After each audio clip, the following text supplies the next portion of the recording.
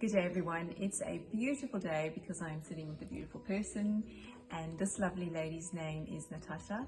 So thank you so much, Natasha, for joining me today. Thank you. So we met Natasha a couple of years ago when Natasha stepped into our church for the first time at an early morning mass to come and see what Catholicism is all about, and also because you wanted to deepen your relationship with Jesus.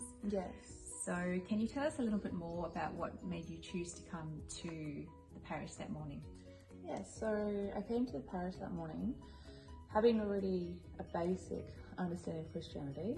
However, I wanted to deepen it, and I had many questions, wanted to grow my faith, and just wanted to know more.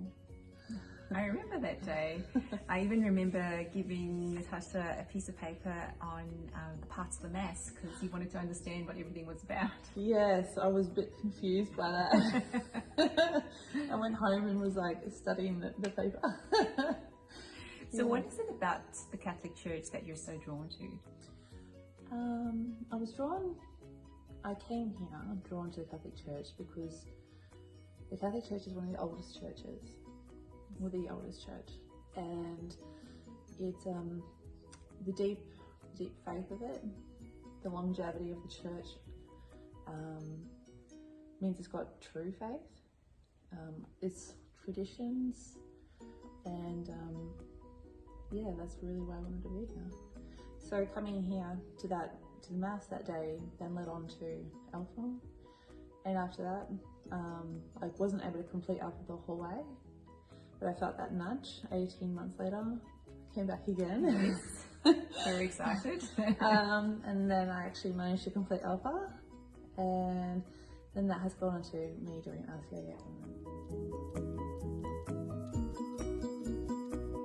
So you're doing RCIA with Peter and Veronica. Yeah. Can you tell everybody what does RCIA stand for and what do you do in RCIA? So RCIA stands for Rite of Christian Initiation, and that explores the Catholic faith, Catholic traditions, precepts, the sacraments. It delves into everything. So can you share with us a particular highlight of your RCIA journey so far? Probably the biggest, it has been the Eucharist. Yeah. Absolutely. To find out that the bread and the wine is not just a representation, but actually is the body and blood of Christ, has been really amazing for me to understand, and then to also learn about the Virgin Mary, because I didn't really have any understanding of that before. So that has been really good. Well, you came to the right church because we are Our Lady of the Southern Cross. And it is a beautiful thing to ask our Divine Mother to intercede for us. Yes. So that's wonderful. As a wife and a mum, what does it mean to you and your family to become Catholic? To become Catholic means that certain religious events take on a more special meaning, like Christmas, Easter, Pentecost. Yes, we just had that beautiful feast. They take on a deeper meaning, and for this year with COVID, that has meant, with the church being closed, celebrating it in our own home, creating our own special place. Yes. And for the family, especially for our kids, it's been really beautiful. That's great, yeah, because I remember you asking a few questions about your home and your sacred space during this COVID time.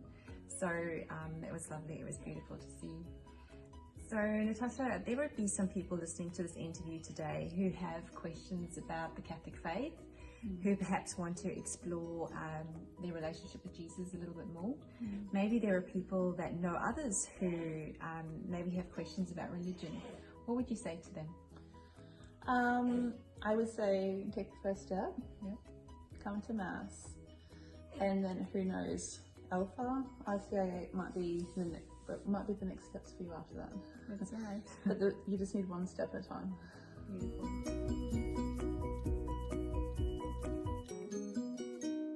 So Fito and Veronica, they lead our RCIA program, and Fito always likens RCIA to a romantic relationship. So falling in love with the faith So I suppose if you're in for a romantic relationship with understanding your faith a little bit more, come through to our church. We'd love to help you take your next steps. All right, everybody, God bless.